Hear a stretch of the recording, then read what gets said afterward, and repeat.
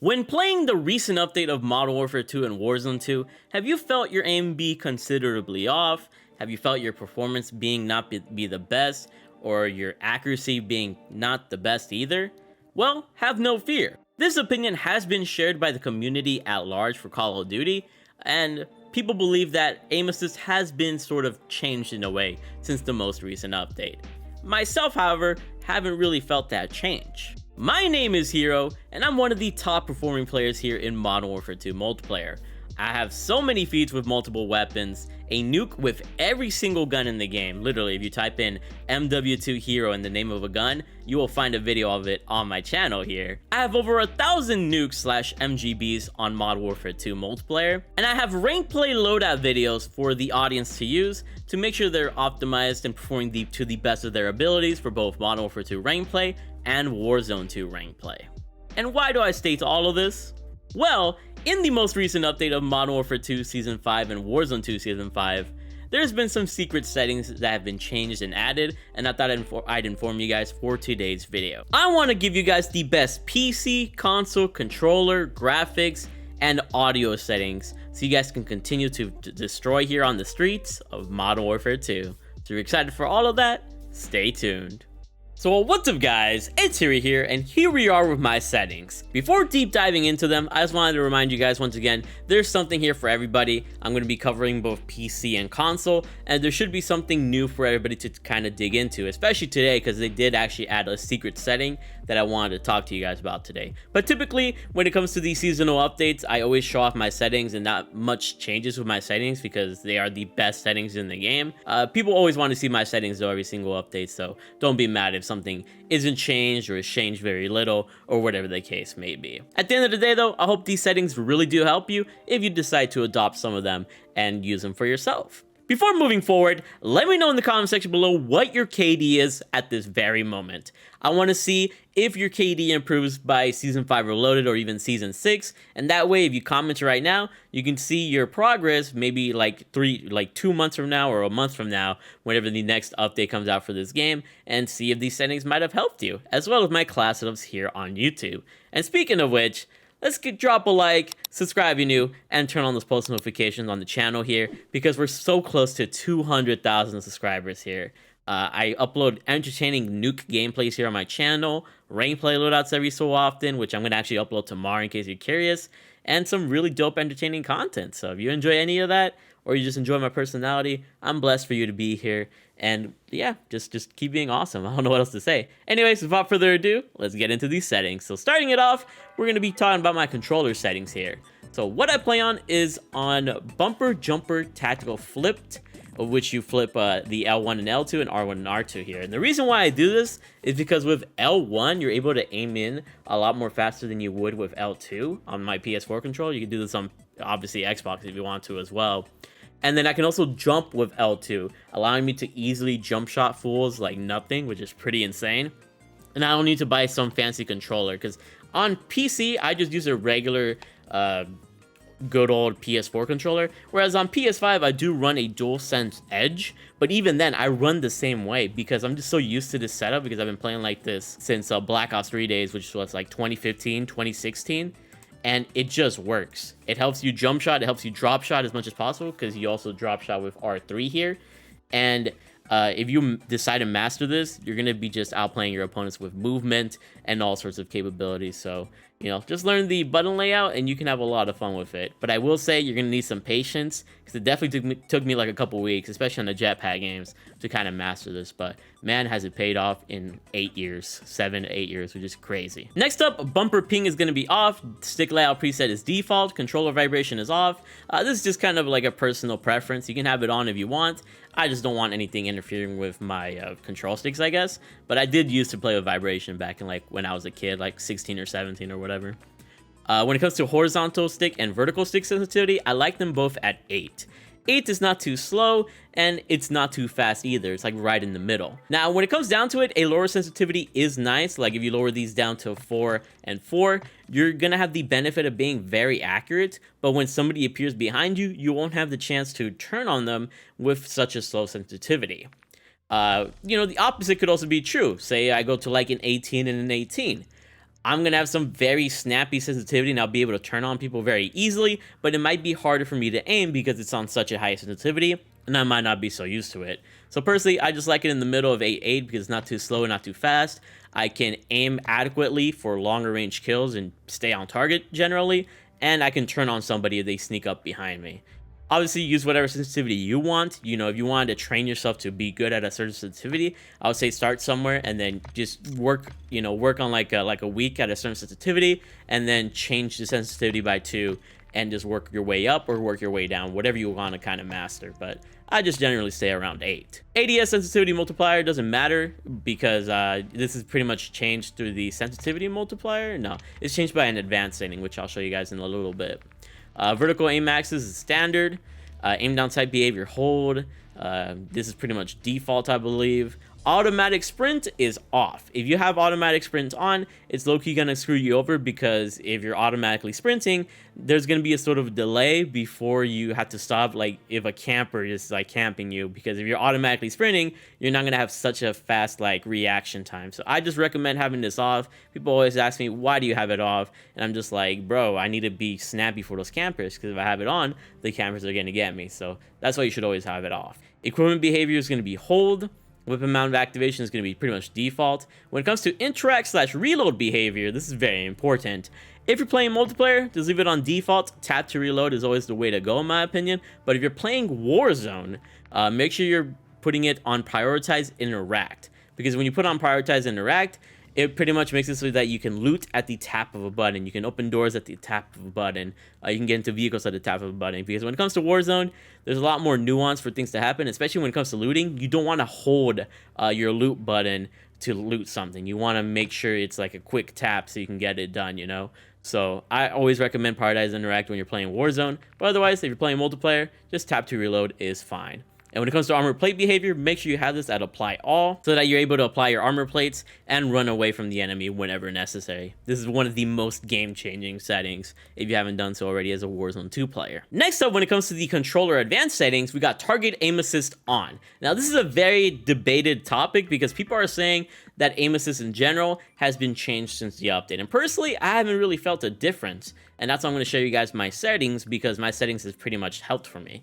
Now, when it comes to aim assist type, some people, you know, like default, some people like Black Ops. Lately, I've been on default and I've felt no difference personally within my gameplay, you know, signifying that there's a difference in aim assist or rotational aim assist or anything like that. So I recommend default. I definitely don't recommend precision or focusing because you lose aim assist in certain situations when you rock either of these aim assist types. But when it comes to Black Ops or default, there's very little difference. You know, it's very hard to tell a difference, so just experiment with both of them and see what you like, but I just say default's the way to go personally. When it comes to third-person ADS correction type, I have that on assist because it's kind of like the same thing as assist type. It's just, it has the full-on aim assist that you need, and as a controller player, having that aim assist on is gonna piss off those keyboard and mouse players, which we love doing. When it comes to the aim response curve type, dynamic is always gonna be the way to go. It has the most stickiest sort of like sensitivity, and pro players have been running this since this setting was introduced into Call of Duty during Modern Warfare 2019.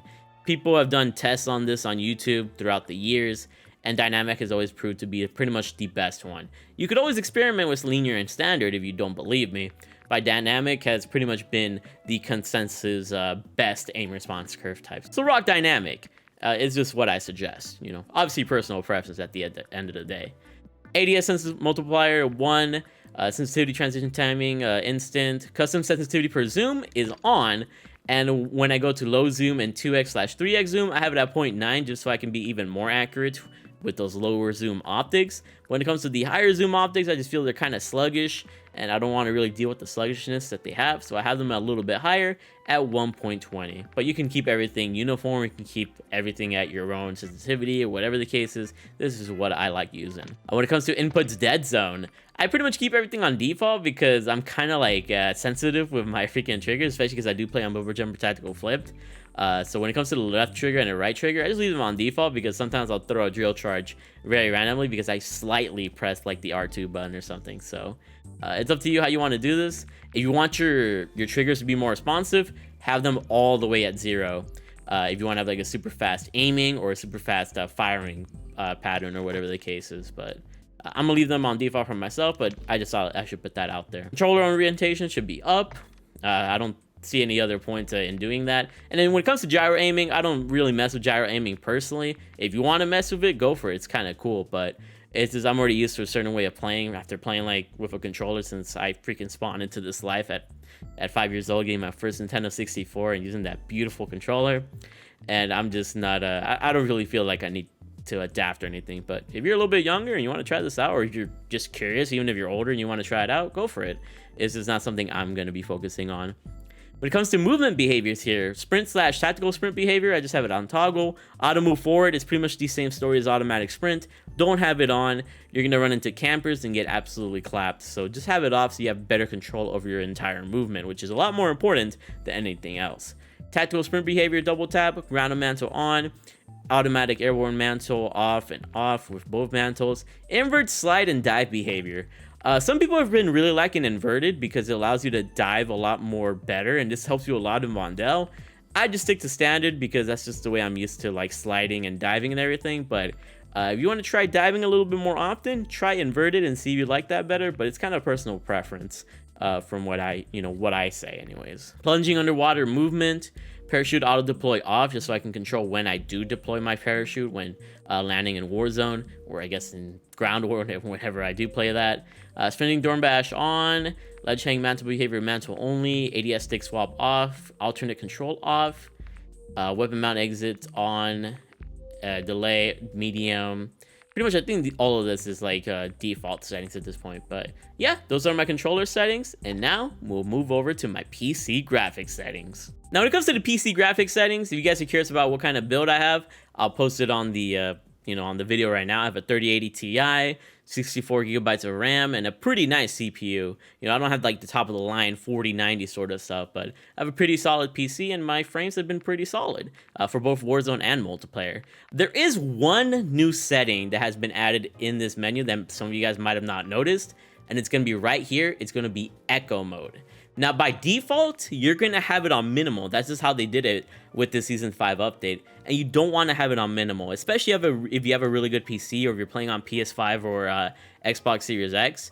You want to have it off because when you have it on minimal, you're not really allowing the system to perform its most powerful capabilities to allow you to run the game at the best possible engine, if that makes any sense.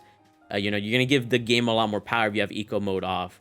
You should only use this if your like electricity bills, I guess, is a little high. You're trying to like be a little more economic about stuff. But hey, I'm trying to game and I'm trying to perform at the best level. So if you're trying to perform at the best level as well, keep it off. If you have a little bit of a lower rig system, like a very, for lack of a better word, not the best of PC, that you can maybe do minimal or full just so the game is actually playable for you. But if you have like a decent PC or like, a nice console, like you should be fine. So do it on off. You'll be performing a lot better. This might be the reason why your system might be acting really weird since the Season 5 update. If you have this off, it's going to save you a ton, in my eyes anyways. Turn this off and see if you feel a big difference. I think you will. But yeah, besides that, there's nothing too important here in the display settings. Now moving on to quality here. When it comes to render resolution, I either have it at 90 or 100. I've been running it at 90 now just because I want those extra frames for Warzone, because if I had it at 100, and because I record and stream and do everything on my one PC, I don't have the best frames when it comes to Warzone, so I have it at 90. But when it comes to multiplayer, I usually move this to 100 because I can handle it, because multiplayer doesn't take as much energy, so it's up to you at that point. You can even move it to 80 if you don't have the best PC at that point. Obviously, everybody has their own different rig. Go between 80, 90, or 100 just to make your game playable if you want those extra frames. But just make sure that you're able to see your opponents at the end of the day at short, medium, and long ranges. When it comes to upscaling / sharpening, I have Fidelity FX Cast is just the best one in my opinion. And when it comes to the FX Cast strength, I have it at 90, so the game looks a little bit more crisp and easier to see at. We have anti-aliasing as SMA T2X, anti-aliasing quality low, video memory scale should be 80. Some of you guys might have it at 90, but if you start having problems or you want the game to maybe be a little bit smoother, you should try 80. 80 has been pretty good for me personally. When it comes to texture resolution, you can either have it at low or very low depending on your rig. I have it at low, so just I can make the game look a little bit prettier for you guys. But if I wanted those extra frames, very low is really nice, especially for multiplayer. When it comes to texture filter on scroll pick, I have at normal. Sometimes you'll like low just because obviously it lowers your frames a little bit, or it makes your frames better, I should say, because you don't have to use as much power to power up the textures. But I have it at normal just so it looks better for you guys. Nearby level of detail low, distant level of detail high, just because if you're playing Warzone or multiplayer and you're trying to see something in the distance, you want to be able to see it. So I recommend high for distant level of detail. Clutter draw distance short, particle quality level are going to both be high, and impacts are going to be on because I want to show you guys my traces and everything. But if you're trying to maximize frames and have the best quality game, I guess, when it comes to like just playing the game, if you don't have the best PC, you can have it all low/off or whatever. But I want to make sure I show off the traces for you guys when playing. Persistent damage clear is off, shader quality low, tessellation off, on-demand texture streaming off, streaming quality low, volumetric quality low, deferred physics quality off, water quality default or water wetness is something I like personally. Shadow map resolution should be very low, screen space shadows off, spot shadow quality low, spot cache low, particle lighting normal, just because once again I kind of want the traces to kind of shine a little bit for the video. Otherwise you can put it low if you want to. Ambient occlusion off, screen space reflections off, static reflection quality low, weather grid volumes low, depth of field off.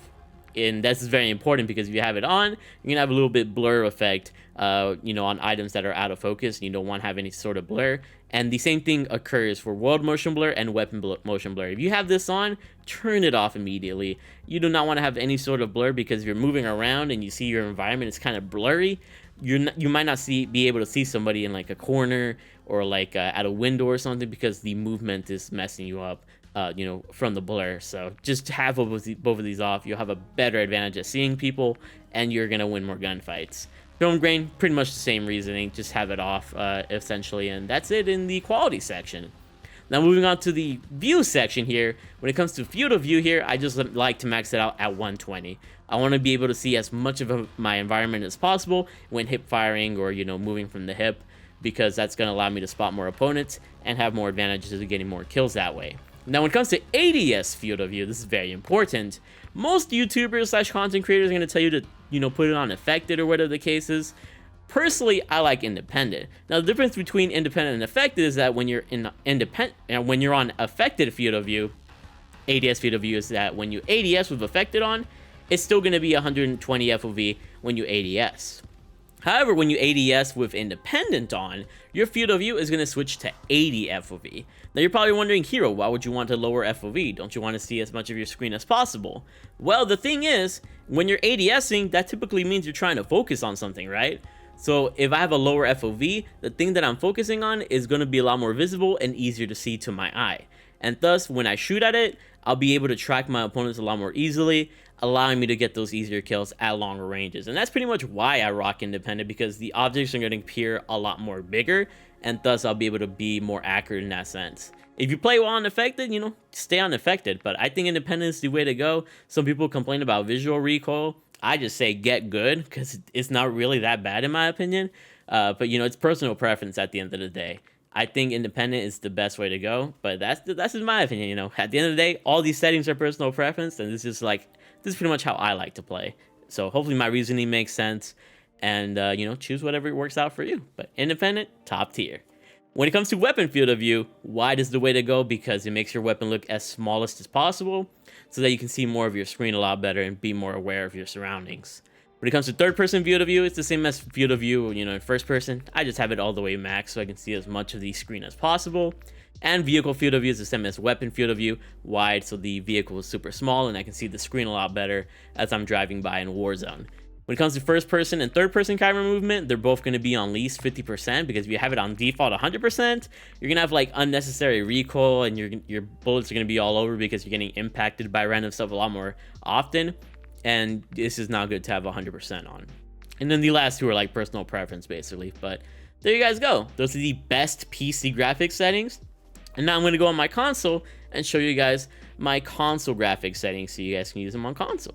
So here we are on my PS5, and I'm going to show you guys the console graphics settings, and this should basically apply to the Xbox consoles as well, wherever applicable. So on-demand texture streaming here on my PS5 off, world motion blur and weapon motion blur should both be off, which I explained in the PC section if you guys want to hear more about that. Film grain should be 0, Depth of field should be off as well because it causes blurriness in the background. Fidelity FX cast should be on, and I like to have my FX cast strength around 52. When it comes to the refresh rate here, you should definitely have this on, which is going to activate 120 hertz if you're playing on PS5 or Xbox Series X/S, and you have the correct HDMI/monitor to handle that. So if you have a 144 hertz monitor, it can handle 120 hertz refresh rate. Put this on, it's gonna double your frames. Instead of playing on 60, you'll be on 120, allowing you to compete more with, you know, the higher, you know, end systems of PC and both of the next or the current gen consoles instead of past gen. So definitely necessary. You won't have this setting on PS4 or Xbox One. So obviously that's irrelevant, but that's the advantages of having a current gen console. Field of view is going to be 120, which is, you know, what I explained earlier. ADS field of view, independent or affected. If you guys want to hear my reasoning for this, just go to this PC section where I explain all this. Weapon field of view, wide, so your weapon looks smaller. You can see more of the screen. Third person field of view, 90, just because I like my max FOV. Vehicle field of view, wide, just so the vehicle is as small as possible. And then first-person camera movement and third-person camera movement are both least 50%. If you have it at 100%, you're doing yourself a disservice, and you're going to be losing more gunfights. Third-person ADS transition, first-person ADS, and pretty much this is all like personal preference here. And if we go to the very bottom here, there's a new freaking setting here known as Eco Mode. Now, by default, the game is going to actually have you set it to minimal. But the best way to run Eco Mode or Eco Mode, you got to have it on off, because this will allow the PS5 to reach its full capabilities. It will allow your system to reach its full capabilities and should help you perform better in a sense. If you have like a lower end system, like maybe a PS4 or Xbox One, I would recommend having it on minimal or full. But if you have like a decent like PC, there's no reason that you should use minimal. You want to have as much power as possible so you can, you know, utilize your machine to the full strength. So yeah, hopefully this helps you guys. Let's go back on my PC and cover the audio settings, which also applies to console as well. So now here we are back on my PC, and we're in the audio section, so you guys can know my my audio settings here. So when it comes to audio mix, since I'm on PC, I just rock PC. I switched to it randomly because I believe a viewer told me about it, and I've been rocking it ever since. It's just the best way to go. But honestly, I don't think there's really much of a difference here. Like if you're on console, home theater is still going to be really good. Headphones, bass boost is going to be good. Headphones, there's like very little difference in anything. But obviously experiment with what you want to do, and you'll do pretty well. But I'm on PC, and PC has treated me well, so I'm going to stick to that. But when I'm on console, I either like headphone bass boost or home theater, personally. Now, when it comes to master volume, obviously you want to have it as high as possible, so 100. But sometimes the sounds are a little bit too high, or somebody has an annoying-ass mic, so I lowered it just a little bit so I don't hurt my own ears. But at the end of the day, you want to have gameplay music volume and cinematic music volume the lowest as possible, because you want to be able to hear the sound effects and the gunfights going on, you know? When it comes to dialogue volume, I only had this all the way up because I wanted to hear the homegirl Gwen, you know, being the talking gun screen and stuff. But typically, I have dialogue volume around 20 or 30, just because I want to still be able to hear the dialogue, but more importantly, I want to hear the effects volume, which should be at 100, because this is what it's going to allow you to hear the footsteps, you know, hear all the important sound effects that you got to hear of, you know, cruise missile, explosions, gunshots, or whatever the case is.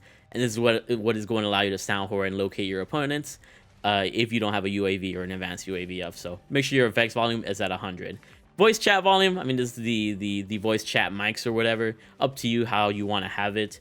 You know, if people are too annoying with their mics, lower it. If you can't hear a certain somebody, then, you know, raise this up. So I have it at 50 because it's a nice little balance over everything. And then war tracks volume, I mean, that's kind of personal preference there. And then everything else here should be personal preference, if I'm not mistaken. Subtitles. Make sure subtitles... See, okay, if I wasn't a content creator, I would have subtitles on. And the reason being is that when it comes to subtitles, you can read something a lot more quickly than having a audio cue be delayed, because there's always so much going on in multiplayer, especially on shipment. So maybe a certain call out, like a cruise missile inbound, is coming in and you hear it too late.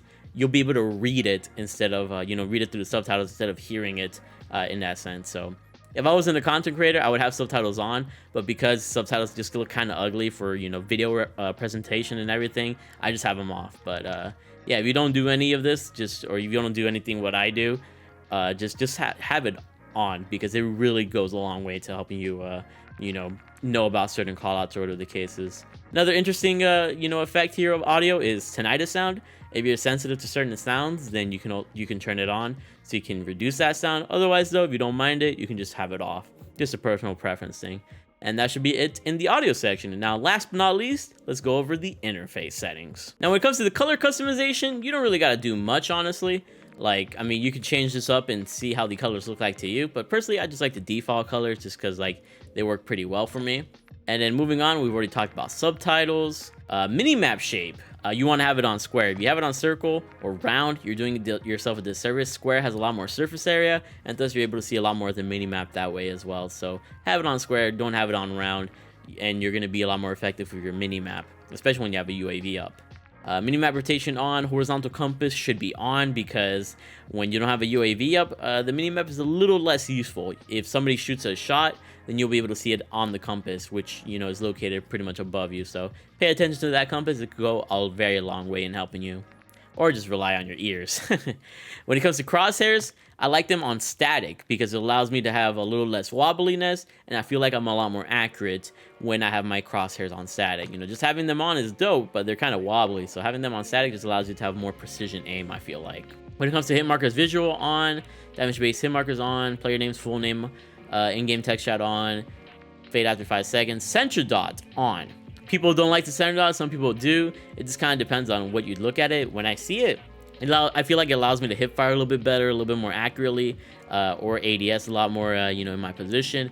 And that's why I also have the center dot scale at largest, so I can have the best possible accuracy in my eyes. It might just be a little placebo effect on my end, but I just like it that way. And keep in mind, this is all personal preference anyways. When it comes to telemetry, I typically just have FPS counter, server latency, and packet loss on, just because FPS counter allows me to know if my frames are freaking bugging or not, and server latency and packet loss allows me to know if I'm lagging or not, just out of curiosity. Everything else is kind of personal preference. And then, is that it? That's important. Oh yeah, inverted flash. If you want to get flashed and you want to see a black screen instead of a light screen, you can turn this on and, put on that setting. I'm kind of just used to the flashbangs at this point, so I just have it off. But once again, it's just up to you and what you want to deal with. And yeah, that is pretty much all these settings here on Modern Warfare 2 multiplayer that you should be aware of. So yeah, the number one setting that was pretty much added with this newest update was basically that eco mode or whatever, echo mode. Yeah, make sure you guys have that off if possible. It's gonna allow the PC to be, the strongest possible, or your console to be the strongest possible. And then mess with my aim assist settings as well, because people are saying aim assist has been like changed or whatever, and I would disagree, just because my settings have not changed, and I still feel like I aim pretty well. But yeah, also aim assist is disabled in firing range at the moment, in case you're wondering about that. So in game it still works though. So just thought I'd let you guys know. But hopefully these settings helped you guys. Let me know what you guys think about them in the comment section below. And once again, comment your KD here. Hopefully you all improve by Season 5 Reloaded or Season 6 or whatever the case may be. And get ready for some rank play loadouts tomorrow. Thank you for being the best viewers ever. Freaking 200K is on the way here. And I hope to see you around for some more epic videos. Stay awesome.